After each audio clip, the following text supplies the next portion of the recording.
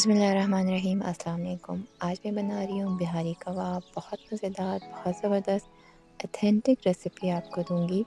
आप बनाएँगे तो आपको मज़ा आ जाएगा। इस कबाब को हम घर के अंदर बनाएँगे और घर के मसालों से बनाएँगे, बहुत ज़बरदस्त बनेगा।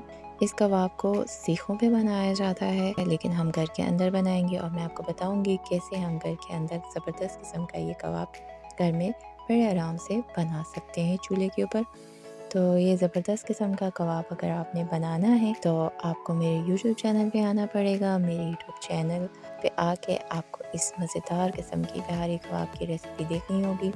तो ये ज़बरदस्त किस्म की रेसिपी अगर आप भी बनाना चाहते हैं अपने घर में, अपने लिए, अपनी फैमिली के लिए, तो आएँ मेरे यूट्यूब चैनल पे, मेरे यूट्यूब चैनल को सब्सक्राइब करें, बेल आइकन के बटन को दबाएँ ताकि मेरे तमाम वीडियोज़ आपको सबसे पहले मिलें।